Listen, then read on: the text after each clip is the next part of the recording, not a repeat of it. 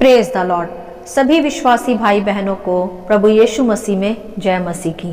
Bible शिक्षा channel पर आप सभी का स्वागत है। हमारे इस चैनल को देखने के लिए आप चैनल को सब्सक्राइब करें और बेल आइकन के ऑल बटन को ज़रूर दबाएं। तभी आपको हमारी आने वाली हर वीडियो का नोटिफिकेशन मिलता रहेगा। आज मैं आपके लिए बाइबल की पुस्तक से लूत की पत्नी के विषय एक गहरा अध्ययन लेकर आई हूँ कि लूत की पत्नी को स्मरण रखो। यह वचन आपको लूका अध्याय 17 के 32 में मिल जाएगा। तो चलिए भाइयों बहनों, हम वीडियो स्टार्ट करते हैं। लूत की पत्नी के विषय हम सभी ने बाइबल में पढ़ रखा है। आज मैं आपको उसी के विषय कुछ गहरी बातें सिखाऊंगी। यहाँ इस वचन को प्रभु यीशु अपने चेलों को भी समझा रहे हैं कि लूत की पत्नी को स्मरण रखो। क्यों प्रभु यीशु ने नए नियम में लूका अध्याय 17 के 32 में चेलों को लूत की पत्नी को स्मरण रखने को कहा? क्या था उसमें ऐसा?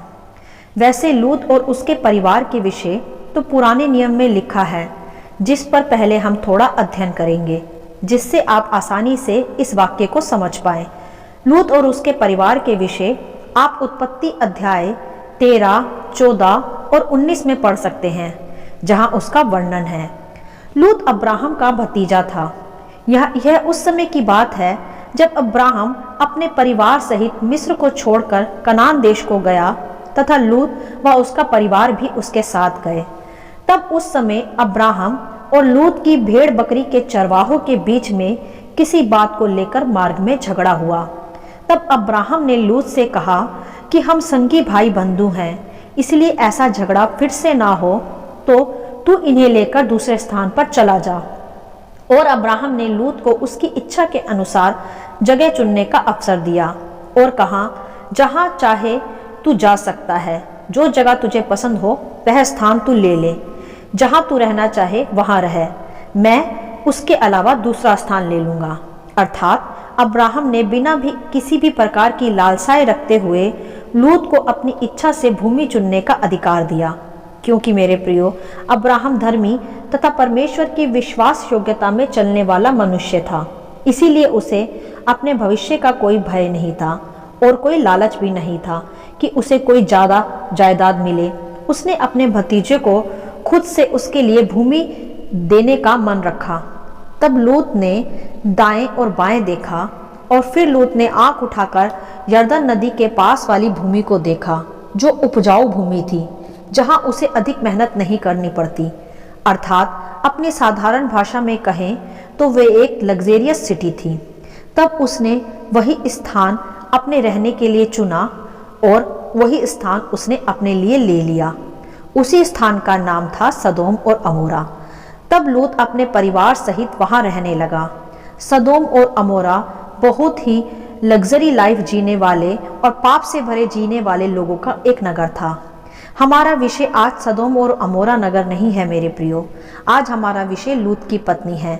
सदोम और अमोरा के विषय मैंने पहले ही एक वीडियो बनाई हुई है, जिसका लिंक मैं आपको डिस्क्रिप्शन बॉक्स में दे दूंगी, तो आप उसके विषय विस्तार से वहां देख सकते हैं। यहाँ मैं आपको उसके विषय शॉर्ट में ही समझाऊंगी कि सदोम और अमोरा एक पाप से भरा हुआ देश था, जिसके बारे में लूत को पता नहीं था। बस वह तो उसकी चकाचौंध से प्रभावित हो गया तथा वहां रहने लगा। मेरे प्रियो, कभी कभी हम भी संसार की चकाचौंध से बहुत जल्दी प्रभावित हो जाते हैं, परंतु नहीं जानते कि यह विनाश की ओर हमें ले जाता है। तो हमें किसी भी प्रकार की संसारिक चकाचौंध में फंसना नहीं है, क्योंकि उसका परिणाम बुरा ही हो सकता है, जैसे लूत व उसके परिवार के लिए भी हुआ। कैसे, ये हम आगे देखेंगे। जब सदोम और अमोरा के पाप बढ़ते गए तो यहोवा ने उसे नाश करने का निर्णय लिया।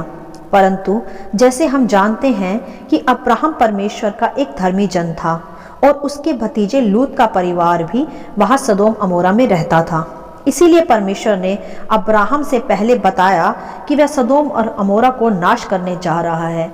तब अब्राहम ने परमेश्वर से लूत के परिवार को, अर्थात धर्मी परिवार को, उसके साथ नाश ना करने की प्रार्थना की, क्योंकि लूत भी अब्राहम के परिवार, उसके वंश का ही एक हिस्सा था। और जैसे बाइबल दर्शाती भी है कि धर्मी का घराना बचाया जाएगा, तो उसी प्रकार वहां हुआ भी। परमेश्वर ने अपने दूतों को सदोम अमोरा को नाश करने को भेजा, तथा उन्हें आज्ञा दी कि लूत को और उसके परिवार समेत वहां से उसे पहले निकाल लें, फिर उसे नाश करें। क्योंकि मेरे प्रियो, बाइबल दर्शाती है कि धर्मी की प्रार्थना के प्रभाव से बहुत कुछ संभव है। यह तो स्वाभाविक ही होगा कि अब्राहम भी अपने भतीजे तथा उसके परिवार के लिए प्रार्थना करता होगा, और स्वयं लूत भी प्रार्थना किया करता था, क्योंकि वह भी तो अब्राहम के परिवार का ही एक हिस्सा था। तो यहाँ हम सच्चे परमेश्वर से की गई प्रार्थना का भी एक प्रभाव देखते हैं। भले ही लूत लालच में पड़ गया था, परंतु वे तब भी सदोम अमोरा में रहकर भी एक धर्मी जन था और सच्चे परमेश्वर यहोवा को जानता भी था। तब जब परमेश्वर के दूत वहां पहुंचे तो उन्होंने लूत के घर में प्रवेश किया तथा लूत को यह सब बताया कि वह इस नगर को नाश करने आए हैं तथा वह अपने सारे परिवारजनों, बेटी दामादों सहित यहाँ से निकल जाए और शीघ्र ही यह कार्य करे। इस प्रकार चेतावनी यहोवा की ओर से लूत व उसके परिवार को पहले ही दे दी गई थी। तब लूत व उसके परिवार ने जब वहां से निकलने में थोड़ी देरी करी, तब यहोवा के दूत उनका हाथ पकड़कर वहां से उन्हें बाहर ले जाने लगे तथा तभी उन्होंने लूत के परिवार को एक और चेतावनी दी कि वह पीछे मुड़कर ना देखें और आगे ही चलते रहें। तब लूत की पत्नी ने उस घड़ी पीछे मुड़कर देखा तथा तभी वह वहां नमक का खंबा बन गई। हालेलुया! क्योंकि वह उस घड़ी अनाज्ञाकारी बनी और उसने उस चेतावनी पर ध्यान नहीं किया जो उसे बचाने के लिए थी, वरन उसने उन वस्तुओं पर ध्यान दिया जो उसने सदोम और अमोरा में रहकर बनाए रखी थी। घर, प्रॉपर्टी और धन, इन्हीं और उसका ध्यान था, और उसने परमेश्वर के अनुग्रह को भी व्यर्थ जाना जो उसे उस घड़ी नगर को नाश करने से पहले ही परमेश्वर के दूतों के द्वारा दिया गया था कि वह वहां से निकल जाए। अब हम और कुछ गहरी बातें देखेंगे लूत की पत्नी के विषय कि क्या था उसका चरित्र।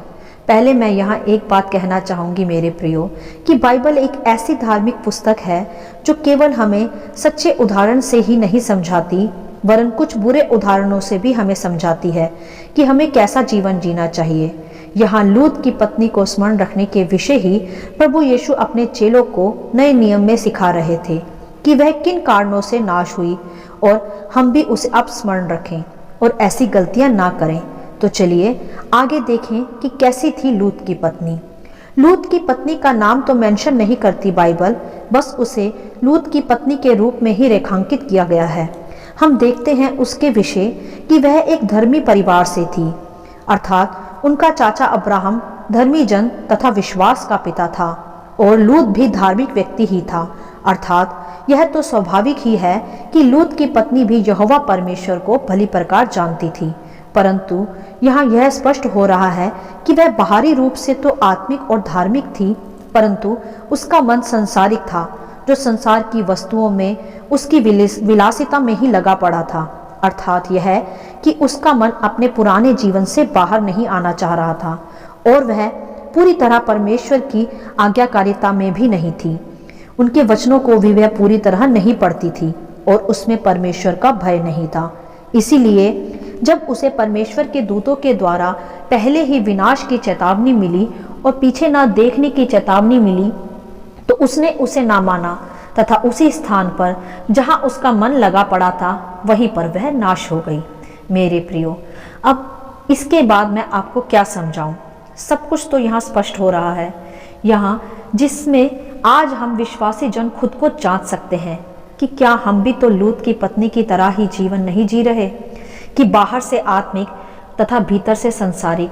कहीं हमारा मन भी संसार की वस्तुओं पर, अपने पुराने जीवन पर, लालसाओं पर ही तो नहीं अटका हुआ।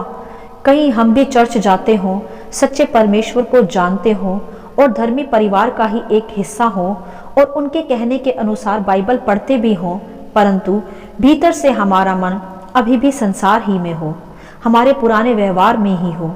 यदि ऐसा है मेरे प्रियो, तो हम भी लूत की पत्नी की तरह नाश हो सकते हैं।